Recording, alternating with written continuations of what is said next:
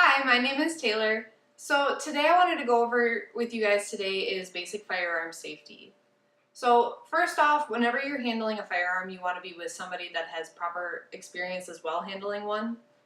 But the three things we're going to go over today is the 5 basic rules to firearm safety, how to properly clear and handle your weapon, and then how to properly shoot your weapon.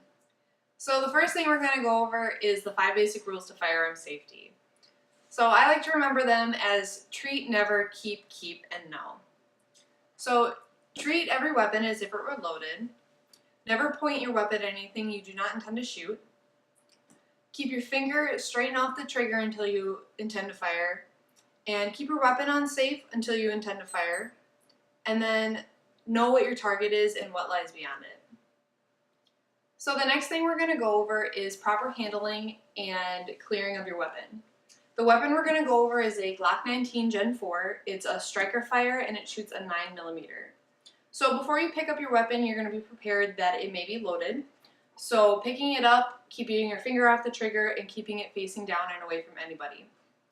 You're going to take the slide and lock it back, and you're going to visually and manually inspect the weapon. So visually you can see that there's nothing in the chamber, and manually you can feel that there's nothing in the chamber. So now if you intend to hand your firearm off to somebody, you're going to do the same thing. You're going to pick it up, keeping it facing down, slide the slide back and lock it, visually and manually inspect, and then when you hand it off, you're going to keep the slide open so that they can see down the chamber as well. So for this last part, we're going to head to the range and I'm going to show you properly how to shoot your firearm. Third thing we're going to go over today is proper technique on shooting your weapon. Now, when you get to the range, you want to remember two things. You want to remember your eye protection as well as your ear protection. Then, when you're about to shoot, I'm going to pick up my weapon. There is nothing in the chamber and no magazine in.